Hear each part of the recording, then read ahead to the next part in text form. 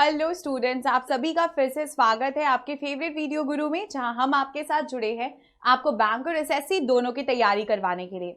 अभी भी error detections चल रहे हैं फर्स्ट के बाद, अब हम हैं सेकंड सीरीज पर। Let's move on to directions.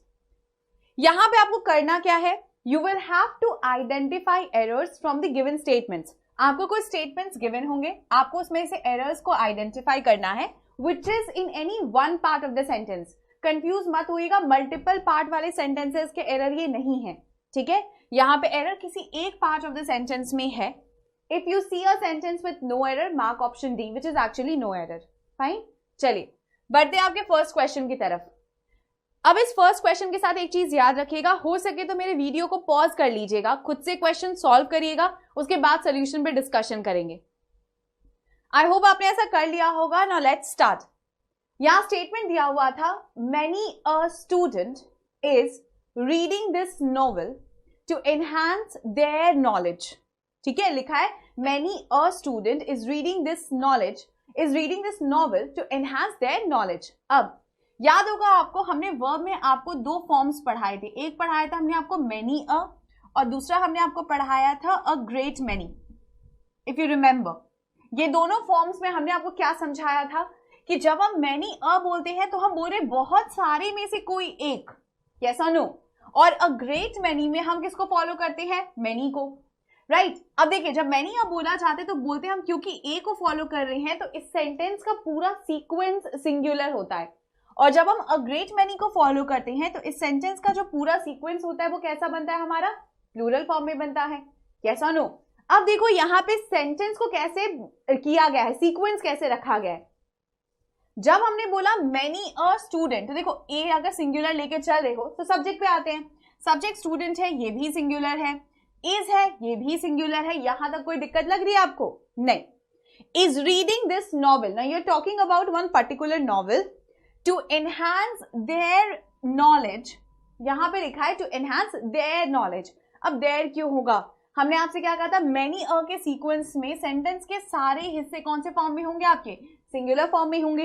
इसका मतलब वहां पे जो देयर यूज किया जा रहा है वो गलत है, यस और नो। तो हमारा करेक्शन यहाँ पे क्या बनेगा, हिज शुड रिप्लेस देयर। यहाँ पे मेरा करेक्शन हो जाएगा enhance his knowledge. You are talking about many a student is reading this novel to enhance his knowledge. Is that clear? ये आपके सब्जेक्ट वर्ब अग्रीमेंट के हिस्से का पार्ट है। याद रखिएगा, जब भी मैनी अ होता है ए को फॉलो किया जाएगा। आप कहना चाह रहे हो बहुत सारे में से कोई एक, और जब हम अ ग्रेट मैनी कह रहे हैं तो हम कह रहे हैं बहुत सारे एक साथ, तो वो सेंस जो होगा सेंटेंस का, ये क्या बन जाएगा, प्लूरल। अच्छा, मान लो अगर ये सेम सेंटेंस में आप मैनी अ हटा देते, ठीक है, ये तो आपका सोल्यूशन आपको अब मिल गया। लेकिन मान लीजिए हम मैनी अ हटा ही देते और हम सीधा सीधा आपको लिख देते अ ग्रेट मैनी। अब आप बताओ सेंटेंस के किस किस हिस्से में चेंज आएगा? क्या हो जाता, अ ग्रेट मैनी स्टूडेंट्स होता, यहाँ पे आर होता, अब यहाँ पे अगर देयर होता तो मेरा सेंटेंस बिल्कुल सही होता। बट ऐसा तो है नहीं, राइट। तो आपको जिस स्टेटमेंट का जो फॉर्म दे दिया जाएगा आप उसी को फॉलो करके अपने सब्जेक्ट और अपने वर्ब को अग्री करवाएंगे। Clear? Let's move further. Your next question is, Shivansh is more helpful than any boy in this class. ठीक है, Shivansh is more helpful than any boy in this class. Now, यहां पे हम दो चीजों के बीच में कंपेयर कर रहे हैं। क्लियर? हम दो चीजों के बीच में कंपेयर कर रहे हैं। वो दो चीजें कौन है? एक शिवांश है जो कि एक पर्टिकुलर पर्सन है, और दूसरा क्लास है। पूरी क्लास के लड़कों में शिवांश है, ठीक है, और क्लास में बहुत सारे बच्चे हैं, है ना। तो हमने कंपैरिजन किसे किया है, एक सिंगल पर्सन का कंपैरिजन किया गया है आपके सेंटेंस में एक क्लास के साथ, मतलब एक ग्रुप के साथ जिसमें मोर देन वन है, राइट। जब भी हम अनइक्वल चीजों के बीच में कंपैरिजन करते हैं, याद रखिएगा, जब भी हम अनइक्वल चीजों के बीच में कंपैरिजन करते हैं तो हम दैन के साथ नहीं करते हैं। तब जुड़ क्या जाएगा, दैन एनी आपके वर्ड में लिखा हुआ है, उसके साथ ऐड हो जाएगा other. Is that clear? Than any other boy in this class. You need to remember this rule. It is a very, very, very vital rule. Is that clear? तो जब भी आप याद रखिएगा, अगर आपको दैन एनी दिखता है तो दैन एनी नहीं हो सकता, वहां करेक्शन के लिए क्या चला जाएगा, than any other boy in this class. Sorted. अब अगर हम देखते हैं आपका ऑप्शन भी वही होगा, एनी अदर बॉय को रिप्लेस करना पड़ेगा और आप किसको रिप्लेस करोगे, दैन एनी को। यहां पे इस सेंटेंस के केस में यही फॉलो होगा। क्लियर? चलिए नेक्स्ट क्वेश्चन देखते हैं। अनलेस यू डोंट ओबे my order you will be shot. मतलब अगर आपने हमारा ऑर्डर नहीं माना हम आपको शॉट कर देंगे। शॉट का मतलब क्या होगा, यहाँ पे हम आपको गोली से फायर कर देंगे। एक होता अगर फायर्ड वर्ड बोलते तो हम बोलते हम आपको अपनी जॉब से, आप जो जॉब कर रहे हो उससे हम निकाल देंगे, लेकिन यहाँ शॉट वर्ड यूज हो रहा है। ठीक है, तो शॉट का मतलब है वो literally he is talking about the gun shot. ठीक है ना, अगर सेंटेंस को देखोगे तो एक चीज समझ में आ रही है कि ये जो सेंटेंस है ये कंडीशनल है। ये कौन से फॉर्म में है, कंडीशनल है। अब देखो अनलेस कंडीशन बना रहा है, इसमें कोई दिक्कत है नहीं। जैसे अनटिल होता है समय के लिए, वैसे ही अनलेस होता है। ठीक है, तो अनलेस यू डोंट ओबे my order, unless you don't ओबे my order, unless conditional sentence था, ऑलरेडी नेगेटिव वर्ड। जब तक आप नहीं मानेंगे तो क्या दोबारा उसके साथ ये डोंट का जरूरत था? सोचिए, अनलेस भी नेगेटिव वर्ड के लिए जा रहा है और डोंट भी नेगेटिव वर्ड के लिए जा रहा है। इस रूल को हमेशा याद रखिएगा, you never use double negatives in your sentence. आप अपने सेंटेंस में डबल नेगेटिव्स को यूज नहीं करते। हमारे यहाँ पे जो दो डबल नेगेटिव्स बन रहे हैं वो कौन कौन से बन रहे हैं, अनलेस हो रहा है और डोंट हो रहा है। दोनों का मीनिंग नेगेट कर रहा है ना। जब तक आप नहीं मानेंगे तो अनलेस, जब तक आप नहीं मानेंगे, अनलेस जब आपने बोल ही दिया तो दोबारा क्या डोंट का जरूरत था? नहीं, वो वहां पे सुपरफ्लुअस है। मतलब ये एक ऐसा वर्ड है आपके सेंटेंस में जिसके होने की जरूरत नहीं थी, उसके बिना भी हमारा सेंटेंस सेंस दे रहा है। ग्रामेटिकली भी this rule is very vital. Always remember कि हम कभी भी जब सेंटेंस को यूज करते हैं तो हम अनलेस हो गया या फिर अनटिल हो गया ऐसे वर्ड्स के साथ नेगेटिव वर्ड्स को यूज नहीं करते। तो हमारा जो करेक्शन होगा वो भी सिंपली क्या हो जाएगा, यहाँ पे remove don't in this part of your sentence. Is that clear? Let's move further to your next question. Now this question is a very important section from tense। अगर आपको याद हो तो टेंस चैप्टर में हमने आपको ये रूल पढ़ाया है। आई होप आप ये सॉल्व कर पाए। फिलहाल के लिए पॉज करिएगा वीडियो, खुद से सोचिए, समझिए, take your time and then try to answer this question. देखो इस क्वेश्चन में लिखा क्या था, it is time you decide on your next course of action. ये समय आ गया है जब आप डिसाइड करो, है ना, जब आप डिसाइड करो your next course of action. अगर आपको याद होगा तो हमने आपको दो फ्रेजेस पढ़ाए थे इससे पहले, it is time, it is high time. ये कुछ ऐसे फ्रेजेस होते हैं हमारे सेंटेंस में जो कि हमेशा सिंपल पास्ट में होते हैं। मतलब हमेशा कौन से फॉर्म ऑफ वर्ब को यूज करते हैं, V2। Are you getting my point? हम कौन से फॉर्म ऑफ वर्ब को यूज करते हैं यहाँ पे, V2। अब आप एक बार सेंटेंस को ध्यान से देखिए, यहाँ पे क्या लिखा हुआ है, इट इज टाइम यू, यहां तक तो सही था, यू में आपको एक सब्जेक्ट दिख गया, यू डिसाइड। अब यहाँ पे जो हमारा वर्ब है वो फर्स्ट फॉर्म में है, जो कि अकॉर्डिंग टू दिस रूल गलत हो रहा है। अगर हम बात करें अकॉर्डिंग टू दिस रूल गलत हो रहा है तो हमारा करेक्शन जो सेंटेंस में जाएगा वो क्या होना चाहिए, बताइए? यस, आपके इसी फॉर्म को हम चेंज करेंगे और यहाँ पे V2 बिठाएंगे, तो मतलब मेरा क्या हो जाएगा, मेरा डिसाइड बन जाएगा डिसाइडेड। Is that clear? हमारा डिसाइड क्या बन जाएगा, decided. It is time you decided on your next course of action. अब अगर आपको लगता है, आपको अभी भी थोड़ा डाउट है कि इट इज टाइम में ऐसा क्यों हो रहा है, तो हम आपको एक सिंपल सा एग्जांपल समझाते हैं। देखो मान लो हम सेंटेंस को ऐसे कंस्ट्रक्ट कर रहे हैं, सिर्फ कंस्ट्रक्शन ध्यान दीजिएगा, ठीक है। हम आपसे कह रहे हैं अब समय आ गया है, ठीक है, अब समय आ गया है कि अगर अब हम नहीं पढ़े तो कब पढ़ेंगे। तो हम क्या कहना चाहते हैं कि जो पास्ट एक्शन बीता था, पास्ट में भी हमने पढ़ाई नहीं की थी, है ना, तो अब समय आ गया है कि हम पास्ट एक्शन को ज्यादा करके या पास्ट एक्शन की अगर बात करें तो उसको हम सुधार सकते हैं। तो it is time you decide नहीं होगा, यू डिसाइडेड, क्योंकि आपने पास्ट में भी नहीं किया, इसीलिए जो हमारा फॉर्म चाह रहा था वो यहाँ पे सेंटेंस में क्या हो रहा था, यू डिसाइडेड। हम पास्ट में डिसीजन नहीं ले, you are actually talking about past, आप प्रेजेंट में रेफर बस कर रहे हैं उसको। समझ आया? चलिए, अब हमने क्या देखा कि हम लोग अगर नीदर यूज करेंगे तो 2 के लिए जाएगा, यहां मेंशन हो गए 3, तो ये तो क्लियर था कि नीदर यूज नहीं होगा, तो फिर रिप्लेस किसको करेंगे, नन के साथ। हमारा आंसर हो जाएगा नन हैज एनी मेरिट, उनमें से किसी के पास भी मेरिट नहीं है। जो जब भी 2 से ज्यादा का सेंस आएगा, आप एनी को यूज कर सकते हो, नो वन को यूज कर सकते हो, नन को यूज कर सकते हो। Is that clear? चलिए बढ़ते हैं आपके नेक्स्ट क्वेश्चन की तरफ। We discussed about the problem thoroughly and found it very easy to work it out. अच्छा, आपने डिस्कस किया किसके बारे में, अबाउट द प्रॉब्लम, तो यू वर डिस्कसिंग प्रॉब्लम। हमको पहले ही लाइन में एरर मिल रहा है, इसीलिए हम आपको पहले ही इसको दिखा रहे हैं। हम यहां क्या बोलना चाह रहे हैं कि we discussed about the problem thoroughly and found it very easy, thoroughly and found it very easy to work it out। अब यहां पे आप बोल रहे हो we discussed about the problem, ध्यान दीजिएगा, आप बोल रहे हैं about the problem। एक बात बताओ, अगर आप किसी चीज को डिस्कस कर रहे हो, हमने आंसर दे दिया, किसी चीज को डिस्कस कर रहे हो तो किसी चीज को ही तो डिस्कस कर रहे हो, तो दोबारा अबाउट क्यों जाएगा आपके सेंटेंस में? Discuss the problem, we discuss the problem thoroughly, we discuss about नहीं होगा। समझ में आ गया? जैसे आप ये नहीं, जैसे देखिए अगर हम इस वर्ड का बात करें, डिस्क्राइब वर्ड का, अगर हम आपके सामने एक सिंपल सा वर्ड देते हैं, ठीक है, डिस्क्राइब, डिस्क्राइब तो किसी चीज के बारे में ही होगा। डिस्क्राइब वर्ड का मतलब क्या होता है, किसी चीज के बारे में डिस्क्रिप्शन, है ना।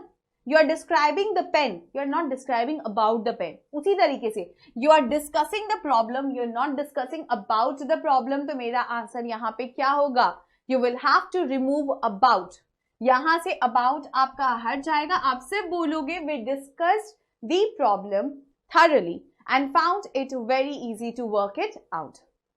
समझ आया? चलिए अब बढ़ते हैं आपके नेक्स्ट क्वेश्चन की तरफ। Being a holiday, we went out for a picnic। क्योंकि हॉलीडे था हम पिकनिक पर गए, मतलब अगर हॉलीडे नहीं होता तो आप पिकनिक पे नहीं जाते, है ना। अब देखो, एक सेंटेंस में कॉज एंड इफेक्ट का रिलेशनशिप होता है। अगर हमारे सेंटेंस में कॉज एंड इफेक्ट का रिलेशनशिप हो और वो सेंटेंस बीइंग वर्ड से स्टार्ट हो रहा है, remember this rule is very very very vital from examination point of view. ठीक है, देखो अगर कॉज एंड इफेक्ट का रिलेशनशिप है और वो सेंटेंस बीइंग से स्टार्ट हो रहा है, किससे स्टार्ट हो रहा है, बीइंग से स्टार्ट हो रहा है, तो याद रखिएगा वो कभी बीइंग से स्टार्ट हो नहीं सकता। उसको फिर स्टार्ट करने के लिए हमें लिखना होगा it being a rainy day they went out for a picnic. जब भी आपका सेंटेंस में बीइंग से स्टार्ट होता है, बस एक चीज देख लीजिएगा कि क्या उस सेंटेंस में कॉज और उसका इफेक्ट है, क्या उस सेंटेंस में कॉज और उसका इफेक्ट है।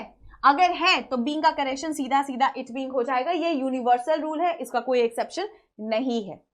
समझ आया? हमने क्या देखा, हमने सिर्फ देखा कि बीइंग से मेरा सेंटेंस स्टार्ट हो रहा है। अब एग्जाम में हमारे दिमाग में बस एक चीज होना चाहिए, क्या सेंटेंस के हिस्से में कॉज एंड इफेक्ट है, बस खोज लीजिए। बीइंग अ हॉलीडे ये कारण था, इसका इफेक्ट क्या पड़ा, they went for a picnic. Yes, cause effect relationship maintain हो रहा है, मतलब मेरे यहाँ पे करेक्शन क्या हो जाएगा, इट बीइंग। तो आप बस इतना ही याद रखेंगे, आप पूरा पूरा रूल याद नहीं करेंगे यहाँ पे, क्योंकि वो पॉसिबल नहीं है कि आपको एग्जाम में आप जैसे ही बैठे हो आपको तुरंत याद भी आ जाए। हो सकता है क्लिक ना करे रूल। समझ आया?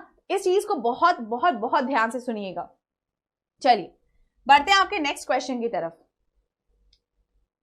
Supriya is anxious not only to acquire knowledge but also eager to display it। now यहां पे मेरे पास सेंटेंस में सब्जेक्ट कौन है, सुप्रिया। ये रूल बहुत क्लियरली बताया था, है ना। यहां सब्जेक्ट की 2 क्वालिटीज हैं। एक क्वालिटी क्या है आपकी, एक क्वालिटी क्या है, वो है कि वो एक्वायर करना चाहती है क्या, नॉलेज। और दूसरा क्वालिटी क्या है आपका, ईगर है to display it, to display knowledge. यही है ना आपकी 2 क्वालिटीज। हमने आपसे क्या कहा था कि अगर not only but also, either or, neither nor, not because but because हमारे सेंटेंस में यूज होंगे तो वो उसी के साथ जाएंगे जो दो है। अब सुप्रिया के साथ दूसरा सब्जेक्ट तो है नहीं, तो नीदर नॉट तो क्वालिटी के साथ जाएगा, या नॉट ओनली बट ऑल्सो किसके साथ जाएगा, क्वालिटी के साथ। अब आप देखो क्या क्वालिटी के साथ जो बैठे हुए वर्ड्स हैं वो सही हैं या नहीं है, रूल यही था। चलिए यहां लिखा है Supriya is anxious not only to acquire knowledge but also eager to display it. अब यहाँ पे उसकी दो क्वालिटीज हैं, बट ऑल्सो के बाद ईगर है तो नॉट ओनली के बाद भी तो कोई वर्ड आना चाहिए था, नॉट ओनली के बाद भी तो आपके पास एंशियस वर्ड होना चाहिए था, यस और नो। क्योंकि हम क्या बोले थे कि नॉट ओनली बट ऑल्सो जब भी होता है वो अपने साथ एक जैसे क्वालिटीज को लेकर चलता है, बीच में वर्ड्स नहीं आ सकते। अगर दूसरी तरफ वो ईगर है तो पहली तरफ वो एंशियस होगी, एंशियस पहले नहीं है, पहली तरफ एंशियस है इसीलिए दूसरी तरफ ईगर है, तो मेरा आंसर यहाँ पे क्या हो जाएगा, उल्टा बैठेगा। Supriya is not only anxious, ये जो वर्ड है वो इधर आना चाहिए था। याद रखिएगा ये एक जैसे टर्म्स को लेता है, जैसे कि Mohan is not only mad but also clever, तो not only mad but also clever, एक जैसे क्वालिटीज आने चाहिए, बीच में वर्ड्स नहीं जुड़ेंगे या नहीं हटेंगे, समझ आया। तो यहां पे भी वो वही चीज होगा, आपका करेक्शन होना चाहिए था Supriya is not only anxious but to acquire knowledge but also eager to display it। Clear, ये है आपका रूल, हर एक कोरिलेटिव कंजंक्शन के लिए ये सेम काइंड है। और यहाँ पे तो सबसे आसान चीज था वो क्या था कि हमारे पास सब्जेक्ट एक ही था, तो आइडेंटिफाई करने में दिक्कत भी नहीं हो रही थी कि हमारे पास दूसरा सब्जेक्ट है या है कि नहीं। अगर दो होते तो सोचना पड़ता, बट क्योंकि यहाँ सिंगल सब्जेक्ट है तो क्वालिटी ही तो है जो चीज दो का पेयर बना सकती है, तो हमारे वो दोनों ऑल्टरनेटिव्स आपके क्या लेंगे, नॉट ओनली लेंगे और बट ऑल्सो लेंगे। समझ आया। चलिए बढ़ते हैं आपके नेक्स्ट क्वेश्चन की तरफ। I dreamed of a society where everyone were equal. अच्छा, मैंने एक ऐसी सोसाइटी का सपना देखा है या देखा था जहां सब इक्वल हैं, जहां पे सब इक्वल हैं, है ना, ये सपना है। आपने बोला आई ड्रीम्ड ऑफ अ सोसाइटी, इसका जो स्ट्रक्चर जा रहा है ये सिंपल पास्ट है। आई ड्रीम्ड ऑफ अ सोसाइटी, तो ये क्या जा रहा है, सिंपल, सॉरी अगर हम इसकी बात करें तो ये हमारा जा रहा है सिंपल पास्ट, ठीक है। अब अगर सिंपल पास्ट जा रहा है तो वर्ब अपने कौन से फॉर्म में होना चाहिए, सेकेंड फॉर्म में होना चाहिए।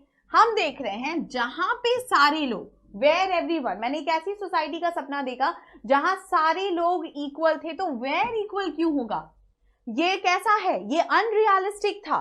वेयर कब यूज होता है, जब हम अनरियल, अजम्पशन या फिर ऐसे सिचुएशंस की बात करते हैं जहां कंडीशन आ रहा है, लेकिन नहीं, यहाँ कंडीशन का तो बात ही नहीं है। हमने ये थोड़ी ना बोला कि ये होता तो ये होता ना, हम सिर्फ कहना चाह रहे हैं, हमने एक स्टेटमेंट दिया है कि हमने एक ऐसी सोसाइटी का सपना देखा है, एक ऐसी सोसाइटी का सपना जहां सब इक्वल थे, तो वेयर की जगह पे रिलेशन में कौन बैठेगा आपके, वॉज।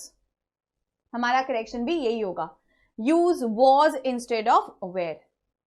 क्लियर। तो अगर एरर मार्क करोगे तो आप कौन से पार्ट में मार्क करोगे, पार्ट सी। देखो ये बहुत सारे छोटे छोटे एरर्स है जो एसएससी में बहुत इंपॉर्टेंट रोल प्ले करते हैं।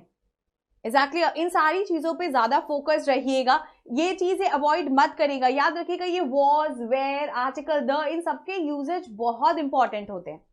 Subject verb agreement and tense पे अगर थोड़ा सा भी फोकस है तो आप गलती नहीं करेंगे, ठीक है। हमारा नेक्स्ट क्वेश्चन है, Besides my brother, many other were present। ये बहुत इंटरेस्टिंग सा वर्ड है। एक बात बताओ, अगर हम आपको बोलते हैं beside तो आप क्या बोलोगे, बगल में। हम क्या बोलेंगे, you are sitting beside him, तो मतलब आप उनके बगल में बैठे हैं। My house is beside the Kali temple, मेरा घर काली टेम्पल के बगल में है। तो beside का एक्चुअल मीनिंग क्या होता है आपका, by the side of, मतलब बगल में, ठीक है।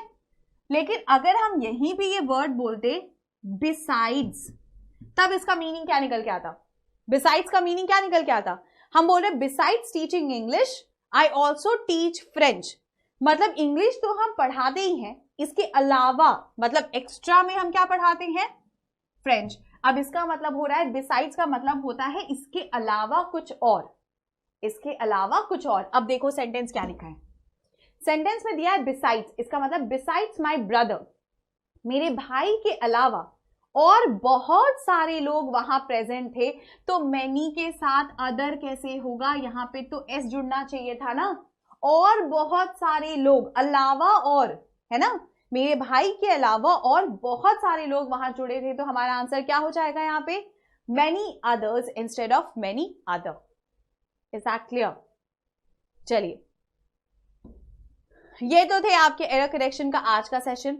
ये सेशन अभी भी खत्म नहीं है, नेक्स्ट डे हम फिर मिलेंगे आपके साथ कुछ और एरर करेक्शंस के साथ। तब तक के लिए keep revising and thank you for joining us.